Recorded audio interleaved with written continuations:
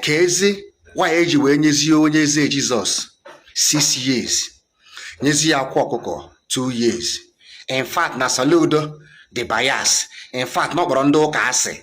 No nwere ka o si eme omume. Why o ji were nye Onyeze 6 years? For what? Kedu ife o melu? Geenụ ntị. Mgbe a na-ajụzi Onyeze ihe o ji wee sị na akwa ọkụkọ bụ onye ntọ na akwa ọkụ sị tọ ọnya, ọkpọ one big man ma akpa afa ebe a na onye aha kwuru nya kwa ife aha na oge enye ya ego bụ ya moto. Emechaa kwa nke aha kwa akpụkwa onye aha kwa chekishakwa ọ bụrụkwa n'okwu asị. Nya Onyeze wee na-atụ asị ka amụsọ n'elu osisi.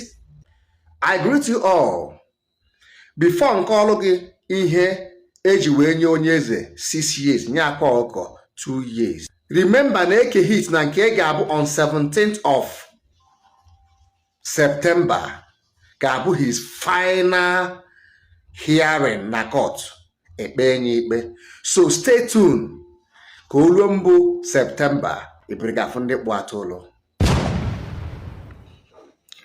Alright, I greet you all, my lovely fans and friends. Please, if I go for those ndị bịara main boss na-asị m ezi ikuku ka ezi eji wee nyezie Onyeze Jesus 6 years. Nyezie akwa ọkụkọ 2 years. In fact, na saludo the bias. In fact, no kpọrọ ndị ụka asị. No nwere ka o si eme omume. Why o ji were nye Onyeze 6 years? For what? Kedu ife o melu? Geenụ ntị.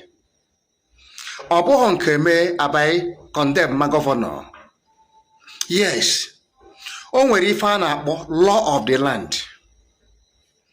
Iwu ọbụla enyelu ngụnwa ka a ga-efolo. Ọ na-akakwanụ mma ihe mee mgbe ụfọdụ ibutu anya na mmalụ ka mmiri si baa n'opi ụgbọgụrụ. Now, ka nke ọrụ gị ihe mere na court gbasalụ Onyeze Jesus. Out of those count charges enyere Onyeze, emechalụ nwee ndị ewesisili, mana o nwere nke ji Onyeze dara iwu gbasalụ Anambra steeti.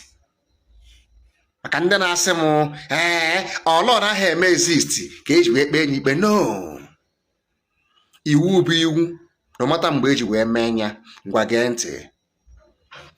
Ọpụna na-ekwu nke Onyeze melụ mgbe ọ na-asaid.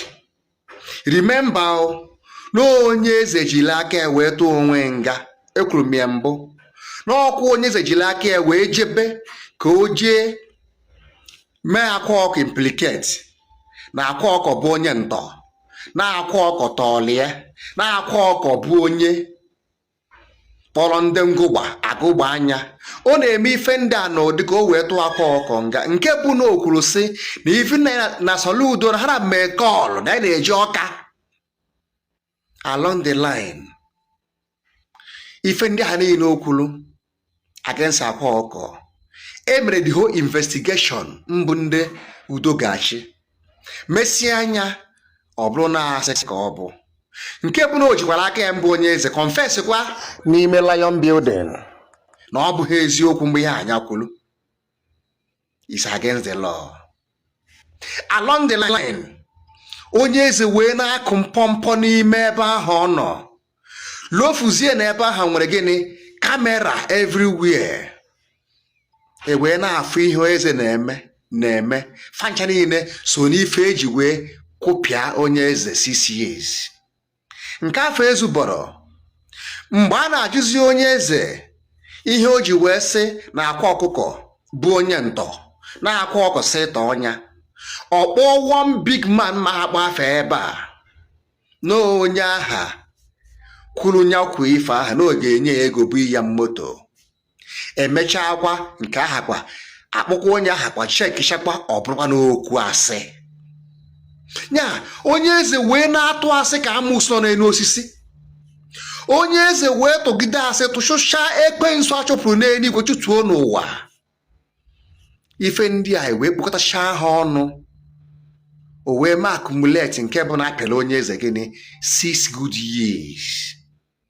ọ bụrụ sị tụọ onye eze nga ka o si wee meta ife ọ ga-elukwa 10 or 15 years because gịnị ife onye eze kụrụ n'ime Lion Building kamera juru eju a na-ekwu nke a na-eme ma ndị onye eze napụrụ ego ọ na-alụrụ ọrụ and the main thing bụ that pool of Bethesda onye eze form o jiri ndị mmadụ ego is a scam. There's many things pụtara n'aka onye eze questioner ọ dịghị mma ntị ịnụ. So please ife abụlero you have to know ka ị hapụ ịdị na condemn Anambra State Government gbasara 6 years enyere onye eze. A na-asị na court I judge you according to your statement. You are condemned by law. Onweghị mgbe o ji eburu soludo condemn onye eze okpe onye eze ikpe all law. Ife afọ afọlụ na nke ahụ okwulu na nke ahụ anụlụ na nke mere investigation gbasara ya ka achịkọtala ọnụ wee kpee onye eze ikpe. So before ị na-ekwu maka onye eze, watch this video and share this video.